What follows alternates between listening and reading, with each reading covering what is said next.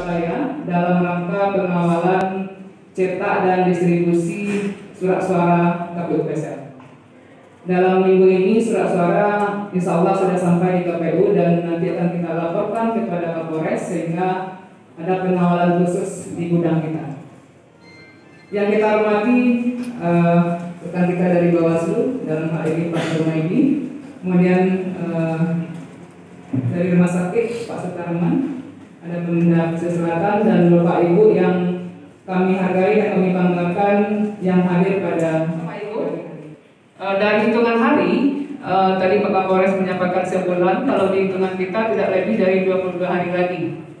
Kita akan menuju 9 Desember tahun 2020 dengan segala upaya persiapan yang akan kita lakukan dan yang telah kita lakukan sesuai dengan PKPU tahapan yang tidak boleh melenceng dari tanggal dan waktu yang ditentukan. 22 hari lagi, kalau hari ini 21 hari lagi Bapak Ibu untuk kesiapan kita dalam menghadapi 9 Desember.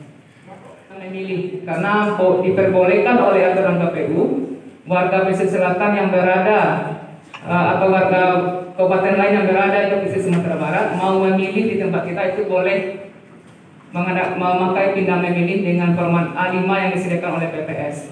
Ini prosesnya sekarang, data pemilih sudah kita tetapkan, tinggal menunggu 11 kemarin di Padang di TVRI itu fasilitas yang oleh KPU. Kemudian debat kedua yang direncanakan tanggal 25 akan berkemungkinan tergeser ke tanggal 27 karena ada satu dan lain hal yang perlu kami siapkan di tingkat KPU. Jadi untuk debat kedua Bapak Ibu akan dilaksanakan di Padang, kemudian tergeser tanggal 25 dengan menjadi tanggal 27 yang insya Allah tidak ada lagi pergeseran tanggal yang sampai sekarang kita siapkan dengan mulai dari persiapan media sampai dengan persiapan teknis lainnya. Yang keempat, sosialisasi tetap berjalan Bapak Ibu, dan kemarin kita juga ketemu warga dengan masyarakat di Aipura karena sosialisasi ini penting pada setiap tahapan dan kita selalu memberitahukan pentingnya memilih. Dan sosialisasi ini juga tidak hanya kewajiban KPU tapi juga kewajiban para pihak untuk ikut mengajak masyarakat memilih sehingga partisipasi pemilih kita harapkan meningkat dari tahun 2015. Yang kelima, logistik. Sekarang juga sedang berjalan logistik mulai dari yang kita adakan sampai dengan yang kita terima dari KPU Provinsi dan KPU RI. Untuk logistik, setelah ada beberapa yang sampai di KPU PSL Bapak Ibu seperti tinta, otak, kemudian kabel tis, kemudian APD yang akan segera juga sampai dan surat suara yang sekarang insya Allah sedang berjalan dari Surabaya menuju PSL. Dan dalam minggu ini surat suara telah sampai, mudah-mudahan sampai dan dengan lancar dan aman karena juga melibatkan para pihak, ada pihak kepolisian, ada TNI dan ada pengaman dari kita dari KPU PSL. Dan hari ini insya Allah jalan dari Surabaya Bapak Ibu. Terima kasih dengan tugas Kapolres dan pihak-pihak yang berkompeten tentang tes COVID ini dan termasuk juga petugas ketertiban TPS juga kita lakukan tes COVID dengan bentuk rapid test. Kemudian pimpinan teknis pemungutan suara ini akan kita lakukan di 26 November ini sampai dengan 4 Desember mulai secara berjenjang tingkat BPK, PPS dan KPPS. Ini akan kita tuntaskan dalam waktu yang tidak lama sehingga persiapan dalam rangka penghitung itu sudah clear sampai tingkat penyelenggaraan. Yang kedua yang sedang berjalan adalah pembentukan badan ad hoc atau KPPS. KPPS ini ada 7 di KPPS dan sekarang sudah sampai kepada penetapan di tingkat PPS dan tanggal 20 rencananya kita tetapkan dengan SK oleh KPU PSL dan selanjutnya juga akan kita tetapkan petugas ketertiban TPS karena dia sepaket dan honornya juga ada di KPU untuk tim stok. Yang ketiga, kampanye. Bapak Ibu seperti yang disampaikan oleh Bapak kita tadi, Bapak Kapolres, bahwa sekarang sedang masa kampanye disiapkan berkaitan dengan kesiapan kita dalam menghadapi 9 Desember dan pasca 9 Desember tahun 2020. Mungkin itu dulu sementara moderator. Wassalatu wassalamu ala asyrafil anbiya'i wal mursalin wa ala alihi wa وأصحابه أجمعين. Bapak, Ibu, ya mungkin sudah nampak bagi kita Bapak Ibu Undang-Undang Nomor 10 tahun 2016 PKPU, dan kemudian ada lagi Perbawaslu. Nah, ini dasar-dasar hukum pelaksanaan pilkada tahun 2020. Next, lanjut. Lantas mengapa harus pilkada? Saya rasa mungkin Bapak Ibu yang hadir hari ini mungkin sudah sangat mengetahui bahwasanya pilkada itu sarana wahana bagi masyarakat untuk memilih pemimpin, ya, memilih pemimpinnya, bagaimana ke depan pemimpin itu bisa membawa daerah itu lebih baik, baik dari segi pembangunan infrastruktur dan juga pembangunan akhlak SDM manusia itu sendiri. Nah, saya rasa mungkin ini masyarakat sudah sangat mengetahui. Kemudian tujuan pilkada itu adalah untuk membangun legitimasi politik. Artinya ketika Bapak Ibu memilih pemimpin itu, ada kekuatan pemimpin itu dalam melaksanakan roda kepemimpinannya. Dari sebagian masyarakat kita mungkin masih dalam bentuk hanya sebatas memberikan hak suara.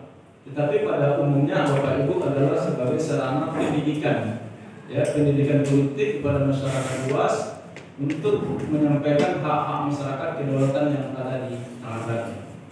Kemudian mewujudkan kedaulatan rakyat. Itu yang saya sampaikan tadi, bahwasanya kedaulatan rakyat itu mestinya harus kita akomodir dengan adanya pilkada ini.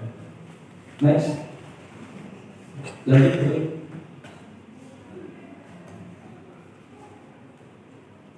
Nah, Bapak Ibu yang saya hormati, sebagaimana yang telah disampaikan oleh Bu Didi tadi dari KPU, bahwasanya tahapan pilkada yang sedang berlangsung hari ini adalah di samping distribusi logistik, sekarang juga berjalannya masa tahapan kampanye yang lebih kurang tinggal 17 hari lagi, ya, sampai tanggal 5 Desember.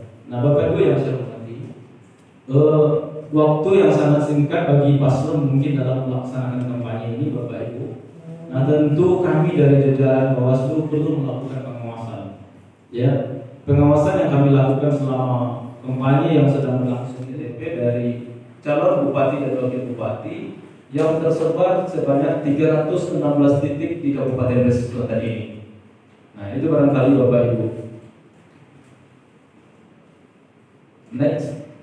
Nah, ini Bapak Ibu terkait dengan larangan dalam kegiatan kampanye.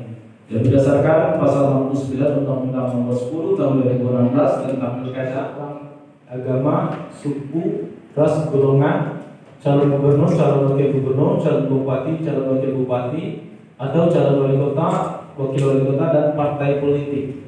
Ini dilarang Bapak Ibu. Kemudian melakukan kampanye berupa menghasut, menfitnah, mengadu domba partai politik, perseorangan dan atau kelompok masyarakat. Kemudian menggunakan kekerasan, ancaman kekerasan atau menganjurkan penggunaan kekerasan kepada seseorang, kelompok masyarakat, dan atau melakukan penggunaan kekerasan untuk mengambil alih kekuasaan dari pemerintahan yang sah. Kemudian PNG merusak dan atau menghilangkan alat peraga kampanye. Ini juga dilarang dalam Undang-Undang Nomor 10 Tahun 2016. Kemudian menggunakan fasilitas dan anggaran pemerintah.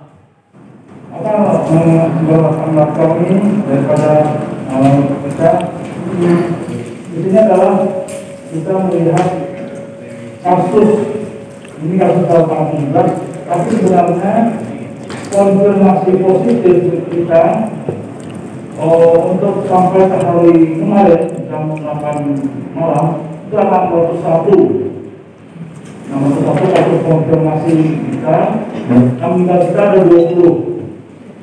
Kemudian kita masih ada yang dirawat, ada yang rawat di rumah sakit Enten, Indramil, ada yang di Radidin, kemudian ada isolasi mandiri, itu selalu banyak 124 kasus. Jadi bencana itu ada dua macam, ada bencana alam, ada bencana alam. Yang bencana alam misalnya longsor, gunung meletus, tsunami, bencana alam. Tapi bencana alam adalah ini seperti COVID-19, dan sebagainya. Lalu pemerintah telah mengumumkan kasus konfirmasi COVID-19 ini pada bulan Maret tahun 2000 awalnya, yang mana kasus salah satu di Sumatera Barat dan dari Sulawesi Selatan, yaitu seorang bidan yang merupakan tenaga medis yang bekerja di Sulawesi Selatan yang posisi pada tanggal 23 Maret itu pentingkan ludah atau bersin ada waktu batuk dari penderita yang ada COVID-19-nya ke orang yang sehat. Keduanya memegang mulut, hidung, kemudian mata tanpa terburu mencuci tangan yang sebelumnya sudah menyentuh benda-benda tercipratan air liur daripada penderita COVID-19 ini.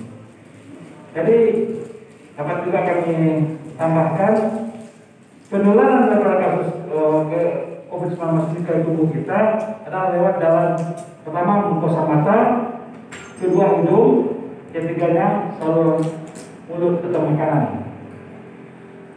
Kemudian itu tidak di pusat saja, di daerah ini juga ada. Kita sudah lihat pemberitahuan berita faktual di media sosial yang sering memasukkan provokasi, hasutan. Itu juga kami himbau nanti kepada bapak-bapak, ibu-ibu untuk mendukung tugas kepolisian dalam menciptakan situasi aman, tertib dan damai dalam pilkada ini. Kemudian keberpihakan khusus bagi kami untuk TNI Polri itu sudah ada arahan khusus, tidak ada ampun, tidak ada toleransi bagi ada keberpihakan personil Polri maupun TNI yang ikut serta dalam pelaksanaan pilkada ini. Sallallahu alaihi wasallam. Allahumma shalli ala sayyidina Muhammad wa ala ali sayyidina Muhammad. Yang sama-sama kita hormati Bapak Kapolres Kabupaten Sulawesi Selatan beserta jajaran, Bapak Ketua KPU yang mewakili, Ketua Bawaslu yang mewakili, Bapak Kepala Dinas Kesehatan Kabupaten Pesisir Selatan, serta tamu undangan oleh negari yang tidak bisa saya sebutkan satu persatu. Pada kesempatan ini mungkin saya lebih kepada pengenalan apa itu Pokda Kamtibmas. Pokda Kamtibmas adalah forum rembuk yang mana kami telah diresmikan pada tanggal 29 September kemarin langsung oleh Bapak-Bapak Polda. Keanggotaan kami adalah terdiri dari berbagai kalangan. Di sini kami ada yang dari pengusaha, alim ulama, tokoh masyarakat, maupun tokoh pemuda hingga mahasiswa.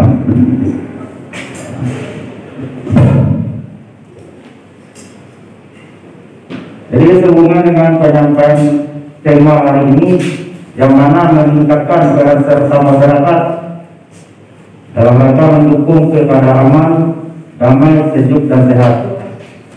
Kami dari Pokda Kamtibmas juga turut serta akan berupaya di mana kegiatan pilkada kita yang akan dilaksanakan pada 9 Desember 2020 bisa berjalan sukses, aman, damai, sejuk dan sehat. Ya, bersama dengan Bapak Kapolsek, dengan